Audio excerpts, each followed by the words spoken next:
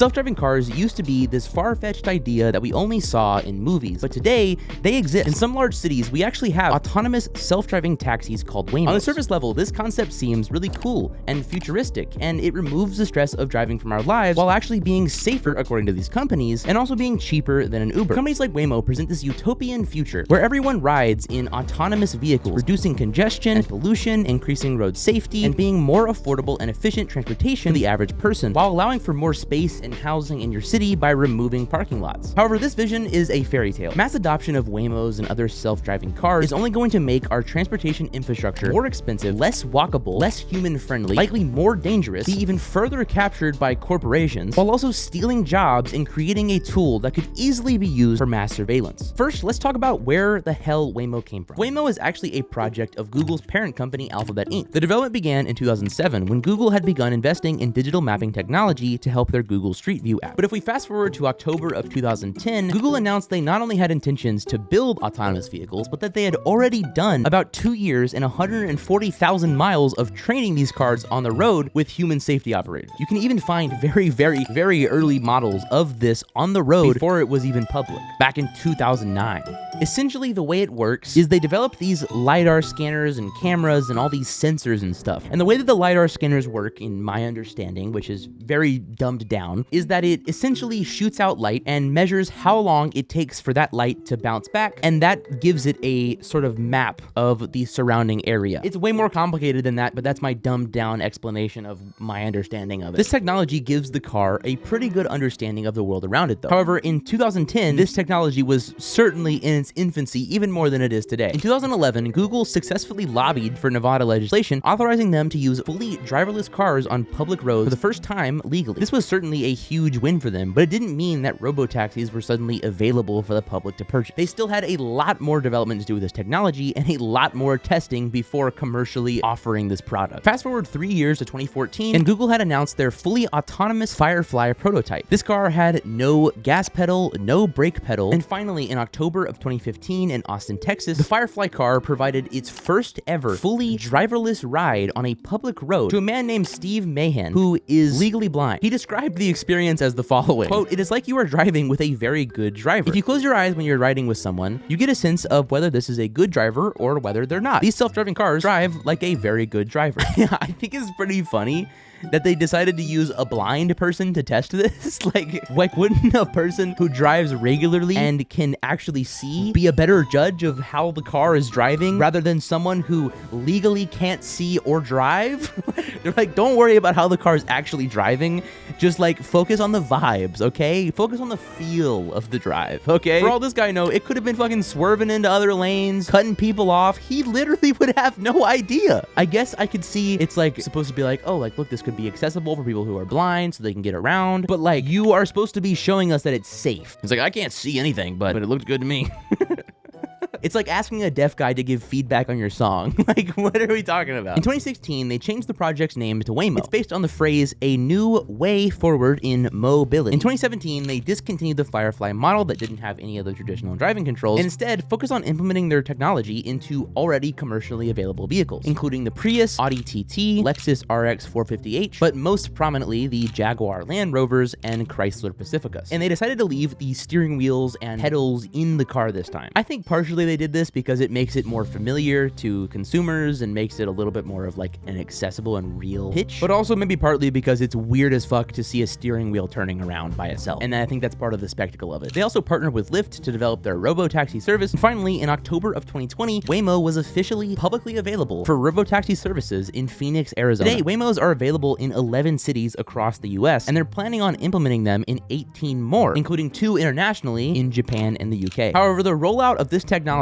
onto the street has been far from smooth. There's been an enormous amount of malfunctions taking place on public roads, leading to close calls and many clearly illegal movements by these Waymos. From driving on the wrong side of the road, running red lights, going around stopped school buses, blocking ambulances from getting to the scene of an emergency, driving on the wrong side of the road again, getting stuck in a flash flood in Atlanta, ignoring construction workers and fully plowing through the sinkhole they were repairing, dozens of driverless cars just blocking off entire neighborhoods, fully cutting off other Waymos, stopping in the middle of a busy road, shutting down in the middle of a busy intersection, confusing police when they get pulled over, and driving through active police scenes. But the most comical and honestly terrifying to me is when a Waymo, which was taking a man to the airport, got confused and just decided to go into a parking lot and start going around in circles with him inside of it. And this man couldn't just hop up front and take control of the Waymo. He had to sit in the back seat while the employees were being like, "What are you doing going in circles in our parking lot?" He had to sit in the back seat and call customer support and ask them to fucking take control of the Waymo. Meanwhile, the car was only getting progressively faster in the parking lot. Another incredibly viral clip was when this man who was trying to sleep in the building next to a parking lot where these Waymos park themselves at night took a video of these Waymos trying to park themselves, and it's just constant honking at each other and confusion. So I was like, where's that coming from? I looked down and I was like, I think it's coming from the Waymo cars. All of these are actually just fucking nightmares. These incidents by themselves are enough to make us all question the safety and future of these vehicles. And sure enough, all of this has led to immense disdain of these vehicles by people who live in cities where they're offered. In fact, a Gallup poll done earlier this year shows that while the majority of Americans believe that self-driving cars are going to be common in the next 10 years, less than 20% are actually interested in having one. We've also seen many videos of these things being vandalized and cones on top of them so they just stop working, which is pretty funny, or even in some instances catching them on fire. It's no doubt that people are hesitant, annoyed, and frustrated with these vehicles. Not to mention how Uber drivers feel with these things trying to come in and basically automate their job by offering cheap tipless rides. But let's put aside Waymo's clearly imperfect software and the frequent headlines about it malfunctioning that puts us all on edge and makes us a little bit inherently untrustworthy of this technology. Let's also put aside the real concern of mass surveillance, which already exists in some cases where these cars are basically just driving cameras for police departments to watch our every move. Because even if we put all of that aside and we focus on the issues that Waymo claims to want to solve, there are still some major questions and concerns. So one of Waymo's biggest selling points on their website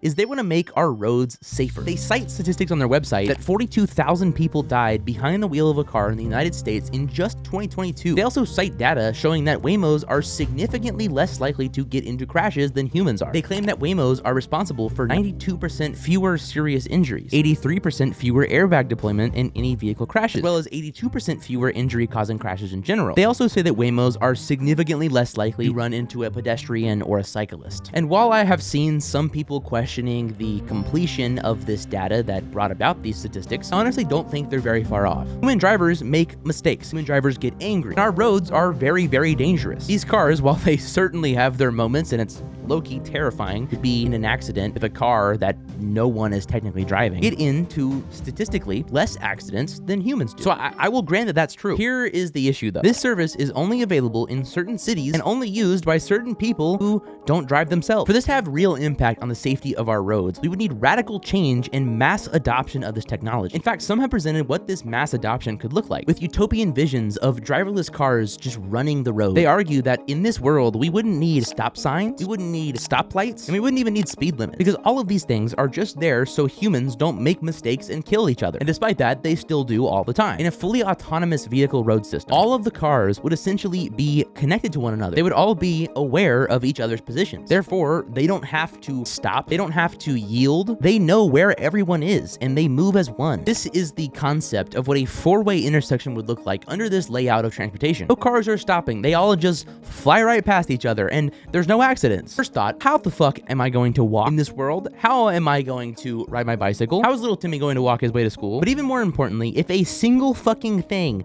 goes wrong, this quickly turns into a fucking 500 car pileup. This concept is relying on perfect conditions. Reality isn't perfect. The software is far from perfect. Animals will inevitably get in the roadway. There are a million things that could go wrong, and if a single one of them goes wrong, this could be fucking catastrophic. The issue that Waymo is addressing about the dangers of our road is a real and pressing issue that I am also very frustrated about. As they cite, tens of thousands of people die every single year behind the wheel because they're trying to get from point A to point B. And over 10,000 people die every year just by driving drunk. But the problems with American transportation infrastructure is its over-dependence on cars. And moving in the direction of fully autonomous self-driving cars taking over our entire infrastructure is not moving away from our car dependency, but actually exaggerating it. The solution is to make a world that is less car dependent by expanding public transportation, such as trams, underground subways, or even walkable pedestrian areas and cycling infrastructure. In fact, a lot of places in the world have already figured this out. A lot of places have affordable and reliable subway stations. A lot of places have walkable cities, flourishing cycling infrastructure, or even high-speed rail, like in China, for example. This significantly reduces the danger of cars, reduces pollution, and makes cities more walkable, quiet, efficient, and just overall enjoyable. Meanwhile, here in America, pretty much everyone uses a car to go everywhere. This is a map of the United States that shows what percentage of people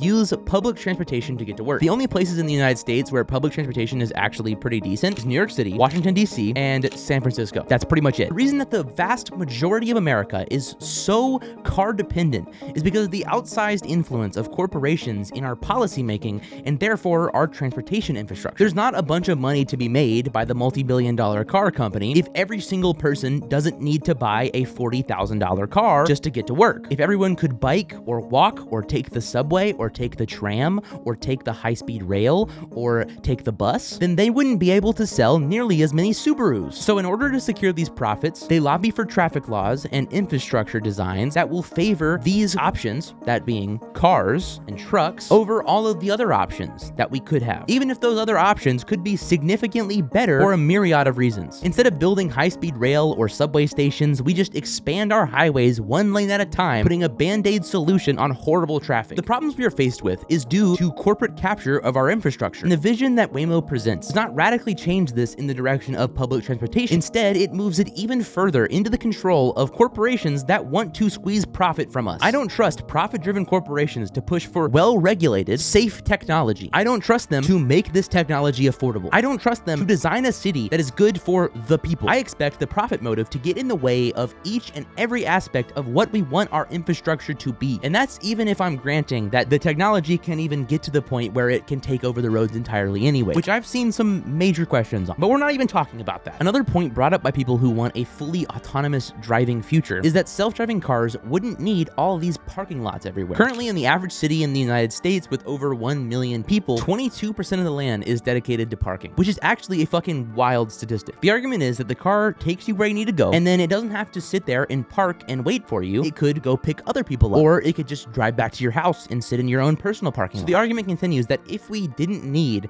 all of this vast amount of space dedicated to just parking your car, then we could use it to build housing and combat homelessness. Quote, autonomous vehicles will allow developers to devote less space and resources to driveways and garages, according to a report by San Diego real estate analyst Gary London. Garages could then be converted into living spaces, a separate report from John Burns Real Estate Consulting said. I'm not gonna lie, I think this argument is ridiculous. Again, they're addressing real issues without providing feasible or appropriate solutions to them. Again, in order for this to have any real impact on the price of housing, we can't just have these as road taxi services for select cities across the United States. We need to radically change our transportation infrastructure so that these are essentially running our roads and largely phasing out personal cars. And of course, we have a massive homelessness problem in the United States of America, and the amount of space that parking lots take up is absolutely ridiculous. However, developing robust public transportation would also vastly decrease the need for parking lots and wouldn't put our entire infrastructure in the pocket of a multi-trillion-dollar corporation that is Alphabet Inc. Also, this argument is operating on the idea that the reason we have so much homelessness is because we have a housing shortage, and that's just not true. Studies have found that we have plenty of housing. The problem is that housing is not affordable. The problem yet again comes back to the influence of the ultra-wealthy and corporations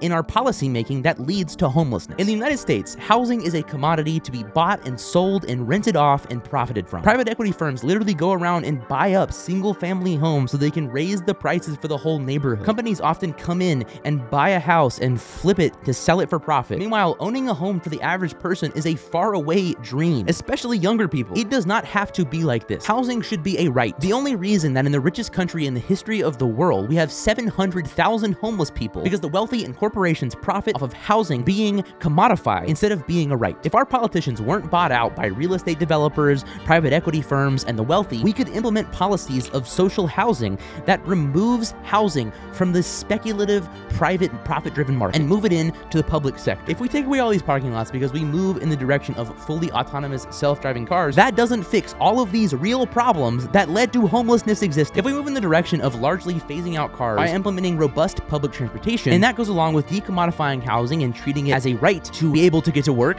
and be able to live in a house, then that would actually fix all of these issues that Waymo claims to want to address without selling out our entire infrastructure to fucking Google. Every argument that I can find in favor of building up Waymos to be the next future of transportation immediately falls apart when put next to just funding robust public transportation and making our cities more walkable, more human-friendly, and more available for cycling. Profit-driven corporations having control over housing and transportation is what got us into this mess, and now they're trying to sell you a false solution that doesn't fix these problems and actually creates new ones, just so they can squeeze you of more profit in the future. One thing that we all have in common is that we want to get from point A to point B in the safest, cheapest, and quickest way possible. Private corporations will always want to increase their profit margin. They will always want to cut as many corners as they can get away with cutting, and they will always look to further their control over policymaking that would make sure that they can further those two goals. The goals of a private, profit-driven corporation are inherently